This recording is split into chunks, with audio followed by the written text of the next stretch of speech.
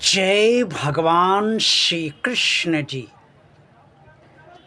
भगवान और आप चैनल के अत्यंत प्रिय श्रद्धालु भक्तों, जब भी हम किसी को क्षमा कर देते हैं तो अंदर से बहुत हल्के हो जाते हैं, और जब तक हम किसी को भी क्षमा नहीं करते हैं तब तक हम अंदर से बहुत भरे भरे रहते हैं। हल्के क्यों हो जाते हैं और भरे क्यों हो जाते रहते हैं?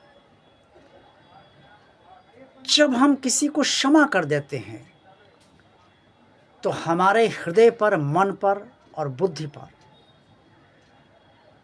जो बोझ होता है विकारों का, वो खत्म हो जाता है। और जब उसका नाश हो जाता है तो भीतर से हमें बहुत अच्छा लगता है और हम स्वयं को काफ़ी हल्का महसूस करते हैं। और जब तक ऐसा नहीं होता है, जब तक हम किसी को क्षमा नहीं करते, तब तक हमारे हृदय, मन और बुद्धि पर वो सारे विकार प्रभावी बने रहते हैं, जिससे हमें भीतर से बहुत भारीपन लगता है। शास्त्रों में कहा गया है, क्षमा शीलवान पुरुषों का लक्षण है। जो धैर्य धारण करते हैं वो क्षमा कर देते हैं। क्षमा परिवार में भी किया जाता है। सदा कहा जाता है और समझा जाता है कि अनुजों को सदा क्षमा करना चाहिए।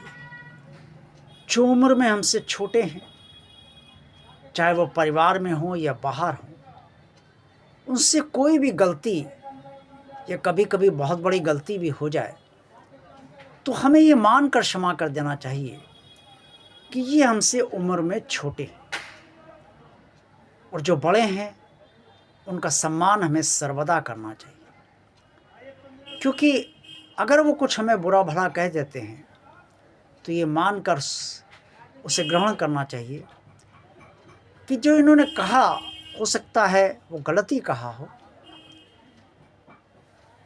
या हो सकता है उनके कहने का अंदाज़ बहुत गलत रहा हो, भाषा बहुत गलत रही हो, लेकिन फिर भी ये बड़े हैं, चलो छोड़ो, हटाओ, ध्यान ना दो।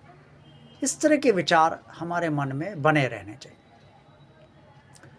जैन संप्रदाय के अंतर्गत, जैन धर्म के अंतर्गत एक क्षमा पर्व होता है। हर वर्ष ये लोग क्षमा पर्व मनाते हैं, और उसमें सभी से ये हाथ जोड़कर विनती भी करते हैं और एक कार्ड भी छपवाते हैं, सबको वितरित करते हैं कि अगर जाने अनजाने कोई भूल हो गई है तो उसके लिए आप हमें क्षमा कर दीजिए, कोई गलती करी है तो क्षमा कर दीजिए। ये बहुत अच्छी बात है, इससे हम सबको सीख लेनी चाहिए। क्षमा भगवान भी करता है। जब भक्त से गलतियां होती हैं तो भगवान क्षमा कर देता है। अगर क्षमा ना करे तो उसका दंड भगवान को भोगना, क्षमा कीजिएगा, भक्त को भोगना पड़ेगा।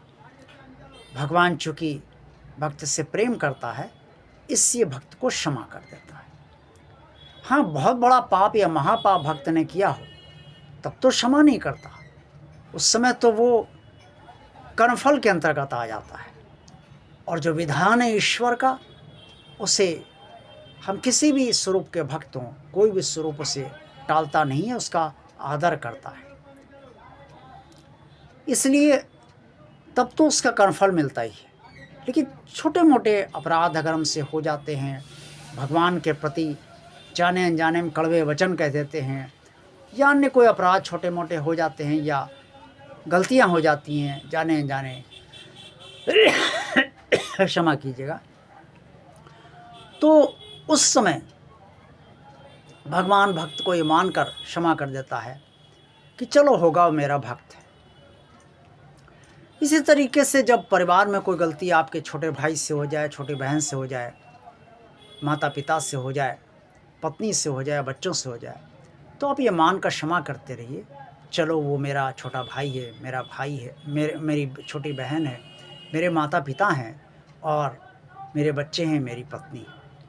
इसी तरह से पत्नी को भी अपने पति की गलतियों को क्षमा करना चाहिए, क्योंकि वो मेरे पति हैं ये मानकर। माता पिता भी अपने बच्चों की भूलों को इसीलिए क्षमा कर देते हैं, भाई ये तो मेरे बच्चे हैं। इसका मतलब ये नहीं है कि अनुज उद्दंड बने रहें और ये मान लें कि बड़े क्षमाई कर देते हैं, ऐसा नहीं होना चाहिए। अनुजों को भी, छोटे को भी, जो उम्र में छोटे, उन्हें भी अपनी मर्यादा का पालन अवश्य करना चाहिए और बड़ों को भी मर्यादा का पालन अवश्य करना चाहिए। ऐसे ही संसार चलता है और अगर ऐसे हम सब नहीं रहेंगे तो इस संसार में क्लिष्टता बढ़ती जाएगी, परेशानियाँ बढ़ती जाएंगी, असम्मान मिलता रहेगा, भावनात्मक कष्ट होगा और सरलता से जीवन नहीं चल पाएगा। मुझे विश्वास है आज का वीडियो आप सबको अवश्य पसंद आया होगा। लाइक अवश्य कीजिएगा और भगवान आप चैनल को अगर सब्सक्राइब अभी तक आप सबने नहीं किया है तो भगवान का कार्य मानकर इसे सब्सक्राइब अवश्य कर दें। कमेंट्स बॉक्स में आप सब जो भी आज के वीडियो बारे में कहना चाहें अवश्य कहिएगा और कमेंट्स अवश्य कीजिएगा। और आज भगवान आप चैनल को ज़्यादा से ज़्यादा लोगों को शेयर कीजिए। आप सबका कल्याण हो।